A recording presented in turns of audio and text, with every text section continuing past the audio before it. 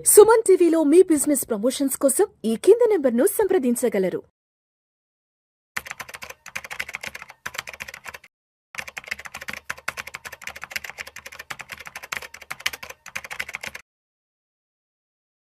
నమస్తే, welcome to Vishnu talks. నేను విష్ణు. ప్రస్తుతం మనతో పాటు amphi registered mutual fund distributor wealthy Chakradhar గారు ఉన్నారు. సార్తో మాట్లాడదాం. సార్, చక్రధర్ గారు నమస్తే సార్. నమస్తే అండి. And welcome to Vishnu talks. Thanks అండి. సార్, ఇప్పుడు ఈ సిల్వర్ ఈటీఎఫ్ ఇన్వెస్ట్మెంట్స్కి సంబంధించి ఒక బ్రేకింగ్ న్యూస్ ఒకటి రావడం జరిగింది. ఒకసారి నేను చదువుతాను బ్రేకింగ్ న్యూస్ ఏంటో సార్. వెండి పథకాల్లోకి కొత్త పెట్టుబడులు వద్దు అంటే సిల్వర్ ఇన్వెస్ట్మెంట్స్కి సంబంధించి ఎటువంటి కొత్త పథకాలు అలో చేయట్లేదంటూ కూడా కొన్ని మ్యూచువల్ ఫండ్ సంస్థలు నిర్ణయం తీసుకున్నాయి. ధరలు అనూహ్యంగా పెరిగిన ఫలితంగా ఈ డెసిషన్ తీసుకున్నారంటూ కూడా వార్త రావడం జరిగింది. అంటే ఇప్పటి వరకు ఉన్నటువంటి సిల్వర్ ఈటీఎఫ్ ఇన్వెస్ట్మెంట్స్ని ఫర్దర్గా ముందుకు తీసుకెళ్లట్లేదు, ఇప్పటి నుంచి ఆపేస్తున్నామంటూ కూడా మ్యూచువల్ ఫండ్ కంపెనీస్ నిర్ణయం తీసుకున్నాయి. అంటే ఇప్పటి వరకు ఎలా ఉండిందంటే బంగారం వెండి ధరలు విపరీతంగా పెరిగిపోతున్న వేళ అంటే ఎవరైతే ఫిజికల్గా ఇన్వెస్ట్ చేయలేకపోతున్నారో అటువంటి వాళ్ళందరికీ కూడా ఈ సిల్వర్ ఈటీఎఫ్స్ అనేవి ఒక ప్రత్యామ్నాయ పెట్టుబడి మార్గాలుగా ఉన్నాయి. సరే, ఈ ధరలు పెరిగిపోతున్న వేళ ప్రతి ఒక్కరూ కూడా ఈ సిల్వర్కి సంబంధించిన ప్రత్యామ్నాయ మార్గాలు ఏమున్నాయంటే అన్వేషిస్తున్న టైంలో ఈటీఎఫ్స్లోకి రావడం జరిగింది. రీసెంట్గా చాలా కంపెనీస్ కూడా సిల్వర్ ఈటీఎఫ్స్ని తీసుకురావడం జరిగింది. బట్ ఇప్పుడు ధరలు విపరీతంగా పెరిగిపోవడం వల్ల ఉన్న పలంగా సిల్వర్ ఈటీఎఫ్ ఇన్వెస్ట్మెంట్స్ని ఆపేస్తున్నామంటూ కూడా మరి మ్యూచువల్ ఫండ్స్ కంపెనీస్ నిర్ణయం తీసుకున్నాయి. కాబట్టి సో ఏంటి నెక్స్ట్ ఏంటి అసలు? ఇది యాక్చువల్గా ఒక గ్లోబల్గా జరిగిన డిమాండ్ అండి. మనం ఎకనామిక్స్లో చదువుకుంటాం, డిమాండ్, సప్లై, ప్రైస్ అని మూడు ఉంటాయి. ఈ డిమాండ్, సప్లై, ప్రైస్ ఈ మూడు కూడా అనుసంధానంగానే ఉంటుంది. డిమాండ్ ఎప్పుడైతే బాగా పెరుగుతుందో సప్లై ఉండదు. ఇప్పుడు చూడండి, మనకి గోల్డ్ కానీ సిల్వర్ కానీ అవి మైనింగ్లోంచి తీయాలి బయటికి.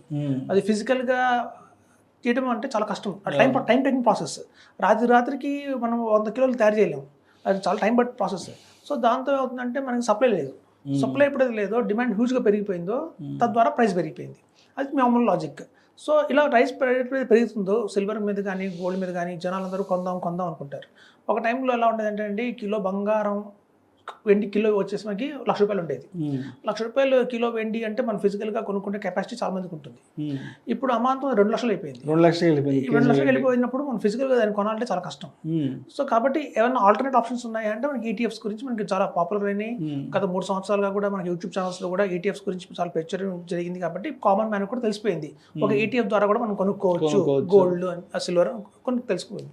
సో తద్వారా ఏమైందంటే ఎక్కువ మంది ఎప్పుడైతే కొనడం మొదలు పెట్టారో, చూడండి, మనం కొనాలి అంటే వేరే వాళ్ళు అమ్మాలి. ఇప్పుడు ఎందుకంటే లేదు, మనకి సప్లై లేదు కాబట్టి ఎవరు నమ్ముతుంటే మనం కొనుక్కోవాలి. అమ్మేవాళ్ళు ఎవరు లేరు, జీరో. కొనేవాళ్ళు పెరిగిపోతున్నారు. సో ఎలా బ్యాలెన్స్ చేయాలి?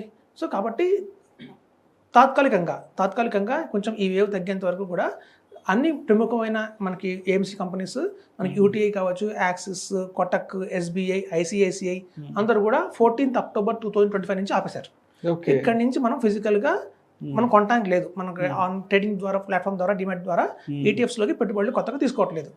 అయితే కొన్ని ఎస్టీపీలు ఎస్ఐపి కానివ్వండి, ఎస్టీపీ కానీ ఎవరైతే జరుగుతున్నాయో లాంగ్ బ్యాక్ నుంచి ఒక 3 months నుంచి 1 year నుంచి వాళ్ళకి యాక్సెప్ట్ చేస్తున్నారు. బట్ లంసమ్గా ఇన్వెస్ట్మెంట్స్ మాత్రం తీసుకోవట్లేదు. సో మనకి చూస్తే ఇప్పుడు మ్యూచువల్ ఫండ్స్లో కూడా కొన్ని పాపులర్ స్కీమ్స్ ఏవైతే ఉంటాయో, నిప్పాన్ ఇండియా స్మాల్ క్యాప్ కానివ్వండి, అవి కూడా లంసమ్గా యాక్సెప్ట్ చేయవు. మీరు కావాలంటే ఎస్ఐపి వేయండి అంటారు. ఎందుకంటే అక్కడ ఎప్పుడైతే వాల్యూమ్స్ అనేవి పెరిగిపోతుంటాయో అక్కడ బై చేయడానికి షేర్స్ దొరకవు, ఇట్లాంటి గోల్డ్ సిల్వర్ దొరకదు. అయితే మీరు గతంలో చూసుకుంటే ఇది ఫస్ట్ టైమా ఇండియాలో ఇలా పెరగడం సిల్వర్ అంటే కాదు. 2009లో కూడా మనకి 60% పెరిగింది రేటు. 2000 ఫాలో 2010లో కూడా 60% పెరిగింది. అంటే ఇప్పుడు ఒక 100% మీకు ఈ గ్రోత్ అనేది ఒకే రోజు చూశారు. గతంలో 2009, 2010లో 60% కంటిన్యూస్గా 2 సంవత్సరాలు పెరిగింది బాగానే. అలా ఎప్పుడైతే మార్కెట్లో ఈ గోల్డ్ కానీ సిల్వర్ కానీ పెరుగుతుందో ఒక 1 year 2 years గ్యాప్ ఇచ్చి మళ్ళీ పట్టం మొదలు పెడుతుంది. మీరు చూస్తే గతంలో 2013లో -26% పడిపోయింది గోల్డ్, సిల్వర్ రెండు కూడా. సిల్వర్ పడిపోయింది. సో మీరు చూస్తే ఈవెన్ 2014లో కూడా మనకి -15%, 2015లో కూడా -5%. సో ఎంతైతే పెరిగిందో మళ్ళీ ఫాలోడ్ బై 2 years తర్వాత మళ్ళీ పట్టం కూడా జరిగింది. రీసెంట్గా 2020 తీసుకుందాం. 2020లో కూడా మీకు 45% పెరిగింది సిల్వర్. మళ్ళీ ఫాలో బై నెక్స్ట్ 2021లో మళ్ళీ 5% పడిపోయింది. సో ఇప్పుడు చాలా కంపెనీస్ ఆపడం కూడా దృష్టి ఏంటంటే ఇది తాత్కాలికమైన హైక్. ఎవరైతే ఎక్కువ మంది ఇన్వెస్ట్మెంట్ చేస్తారో వాళ్ళు ఫాలోడ్ బై 2 years తర్వాత లాస్ అయ్యే అవకాశం కూడా చాలా ఉంది. కాబట్టి మంచి పరిణామం అండి ఆపడం అనేది. ఎందుకంటే ఎప్పుడైనా ఒక్కసారి ఓవర్ నైట్ పెరగకూడదు. గ్రోత్ అనేది ఎప్పుడైనా స్టెప్ బై స్టెప్ రావాలి. ఈ ఇయర్స్ 10% పెరిగింది, నెక్స్ట్ ఇయర్ 5% పెరిగింది, తర్వాత 20% పెరిగింది, అది మంచి గ్రోత్, అది స్టెప్ బై స్టెప్ గ్రోత్. ఒకసారి రాకెట్ లాగా పైకి పోయింది అంటే రేట్ మాత్రం మళ్ళీ పడే అవకాశం చాలా ఉంది. ఎప్పుడైనా గ్రోత్ అనేది ఇలా స్టెప్ బై స్టెప్ ఉండాలి, కానీ ఒక్క రోజులో ఇలా వచ్చేస్తే మాత్రం అది ప్రమాదకరం. అదేదో అంటారు పెరుగుట విరుగుట కొరకే అన్నట్టు పెద్దవాళ్ళ ఊరికి నేను చెప్పలేదు. ఇప్పుడు అదే జరిగింది. ఇప్పుడు అదే ఇప్పుడు 2027, 2028 నెగిటివ్ వస్తుంది. ఎందుకు అంటే మనం అదే చెప్తున్నాయి, మన పాస్ట్ పర్ఫార్మెన్స్ ఏం చెప్తున్నాయి అంటే 2010 నుంచి తీసుకున్నా కూడా ట్రాక్ రికార్డు ఎప్పుడైతే సిల్వర్ కానివ్వండి, గోల్డ్ కానివ్వండి కంటిన్యూస్గా 2 సంవత్సరాలు పెరిగింది అంటే 3 సంవత్సరాలు పడిపోవాల్సిందే. మన గతంలో చరిత్ర అది. సో కాబట్టి ఇప్పుడు కూడా హైప్ వచ్చింది, మళ్ళీ వెంటనే పడుతుంది. సో ఎప్పుడు చూడండి స్టెప్ బై స్టెప్ మెట్ట ద్వారా అలాగని లిఫ్ట్లో వెళ్తే అలా పడుతుందో మళ్ళీ డెఫైల్ కింద పడుతుంది. సో కాబట్టి ఇప్పుడున్న పరిణామాల దృష్ట్యా చాలా కంపెనీస్ కూడా ఈటీఎఫ్స్లో తీసుకోవట్లేదు. ఎందుకంటే వాళ్ళు ఎక్స్చేంజ్ ట్రేడ్ చేయాలి, వాళ్ళు ఇంకొంచెం ట్రేడ్ చేయాలంటే తక్కువలో కొనుక్కుని ఎక్కువలో అమ్మాలి, వాళ్ళకి అవకాశం దొరకట్లేదు యాక్చువల్గా. సో ఎవరు కొనేవాళ్ళు లేరు, అందరూ కొనుక్కునే వాళ్ళు తప్ప అమ్మేవాళ్ళు లేరు. సో కాబట్టి ఈటీఎఫ్స్ అనేది తాత్కాలికంగా ఆపడం జరిగింది. సో అయితే సార్ ఇప్పుడు ఆల్రెడీ చాలా మంది ఇన్వెస్ట్మెంట్ చేసేసారు. ఈ మధ్య కోటెక్ లాంటి కంపెనీలు, తర్వాత నిపాన్ లాంటి కంపెనీస్ అంతా కూడా లాస్ట్ అంటే జస్ట్ లేటెస్ట్గా కూడా చాలామంది ఈ ఈటీఎఫ్లోకి వచ్చేసారు. అంటే చాలామంది ఆకర్షితులై పెట్టుబడులు కూడా పెట్టేశారు. కాబట్టి ఇప్పుడు ఆల్రెడీ ఇన్వెస్ట్మెంట్స్ చేసిన వాళ్ళ పరిస్థితి ఏంటి? వీళ్ళు ఆల్ ఆఫ్ సడన్గా ఒక్క రోజులో బ్రేక్ వేసేసారు. కాబట్టి ఇది యాక్చువల్గా అమ్ముకోవడానికి అయితే పర్మిషన్ అయితే ఉందండి, కొనడానికి అయితే లేదు. ఓకే, అమ్మేసుకోవచ్చు, ఎగ్జిట్ అయితే రావచ్చు, ఎగ్జిట్ అవ్వచ్చు, ఈటీఎఫ్స్ నుంచి ఎగ్జిట్ అయితే అవ్వచ్చు. ఈ ఎస్టీపీ జరుగుతుంది, సెటిల్మెంట్ ట్రాన్స్ఫర్ ప్లాన్ జరుగుతుంది, ఎస్ఐపి జరుగుతూనే ఉంది. సో మనకి ఎగ్జిట్ అయితే ఆప్షన్ ఉంది, కొత్తగా ఎంట్రీ ఆప్షన్ లేదు అంతే.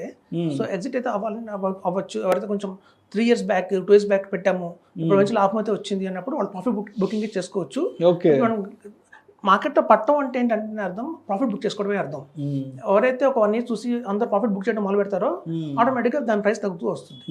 సో అంతే జరుగుతుందండి మార్కెట్లో, స్టాక్ మార్కెట్లో అయినా సరే, ఈటీఎఫ్లో అయినా సరే, సిల్వర్లో, గోల్డ్లో మనకి జరిగేది ఏంటంటే ఎప్పుడైతే అమ్మకాలు ఎక్కువ ఉంటాయో మార్కెట్ పెరుగుతుంది, కొనటాలు ఎక్కువ జరిగినప్పుడు మార్కెట్ పెరుగుతుంది, అమ్మటాలు వాళ్ళు పెట్టినప్పుడు మళ్ళీ కరెక్షన్ అయితే వస్తుంది. సో మనం చెప్పేది చాలామంది నాకు కాల్ చేస్తున్నారు పర్సనల్గా కూడా, నేను చెప్తున్నాను వెయిట్ చేయండి, మనకి రాబోయే రోజుల్లో ఎంతైనా పడుతుంది సిల్వర్, గోల్డ్. ఇది ఒక గ్లోబల్ వచ్చిన సిచ్యువేషన్ కాబట్టి అది నిజంగా అంత డిమాండ్ లేదు, దానికి ఒక వేవ్ లాగా వచ్చింది. సో వేవ్ లాగా ఎప్పుడు వచ్చినా సరే మనకు అది కొంచెం పడే అవకాశం అయితే చాలా ఉంటుందండి.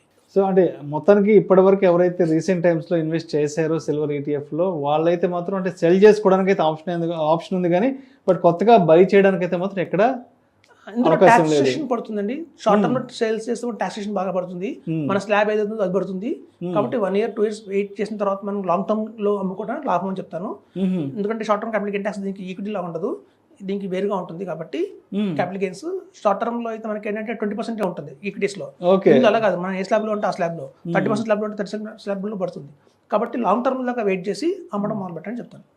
ఓకే, సో అంటే మొత్తానికి ఏదైనా సరే ఒక గ్రోత్ అనేది, ఒక పెరుగుదల అనేది అది గ్రాడ్యువల్గా ఒక స్టెప్ బై స్టెప్ వస్తేనే అది ఏదైనా ఒక మంచి ఇన్వెస్ట్మెంట్గా మనం పరిగణించవచ్చు. అంతేగాని ఒక్క రోజులో ఇలా ఉన్నది ఇలా అయిపోయిందంటే ఇప్పుడు మన కళ్ళ ముందు చూస్తున్న సిల్వర్ ఈటీఎఫ్ లాగా దాని పరిస్థితి ఉండొచ్చు అంటారు. అవునండి, ఎప్పుడు రాకెట్ లాగా వెళ్ళకూడదు పైకి, మాత్రం పడుతుంది అది గ్యారంటీగా. మన చూడండి రాకెట్ క్రాకర్స్ వచ్చాయి, ఇప్పుడు దీవాళి వచ్చింది, రాకెట్ పెడతాం పైకి వెళ్తే మళ్ళీ కింద పడుతుంది అది. ఎగ్జాక్ట్లీ కాబట్టి ఈ రాకెట్ గుర్తుంచుకుంటే చాలండి. ఇప్పుడు కూడా రాకెట్ లా పెరిగినప్పుడు ఎప్పుడు ఇన్వెస్ట్ చేయకూడదు, స్టెప్ బై స్టెప్ వెళ్తున్నప్పుడే కరెక్ట్గా ఉంటుంది చెప్తున్నారు. సో అంటే ఇప్పటి వరకు ఎవరైతే ఫిజికల్గా గోల్డ్ కొనలేకపోతున్నాము, లేదంటే ఫిజికల్గా సిల్వర్ కొనలేకపోతున్నాము, సరే మనకి వేరే ఇతర ఈటీఎఫ్ లాంటి మార్గాలు ఉన్నాయి కదా దాంట్లో పెట్టుబడి పెట్టుకుందాం అనుకున్న వాళ్ళకి మొత్తానికి ఇదైతే మాత్రం చాలా పెద్ద బిగ్ బ్రేకింగ్ న్యూస్ అని చెప్పుకోవచ్చు మ్యూచువల్ ఫండ్ కంపెనీస్ నుంచి. ఎక్కువ నార్త్ సైడ్ ఉన్న క్లయింట్స్ అందరూ కూడా మాకు దీవాళికి గోల్డ్ కానీ సిల్వర్ కానీ కొంటారు సెంటిమెంటల్ గా. అసలుకే ఆల్ టైమ్ హైలో ఉన్నాయి రెండు. ఎట్లాంటి టైంలో మనం ఆప్షన్ కూడా ఇచ్చామంటే ఆ పేరు వైపు ఇంకా ఎక్కువ కొంటారు. సో కాబట్టి తాత్కాలికంగా అది కూడా దృష్టిలో పెట్టుకొని దీవాళి ముందు ఆపేశారు. Right sir. Thank you so much Chakradhar గారు. థ్యాంక్స్ అండి.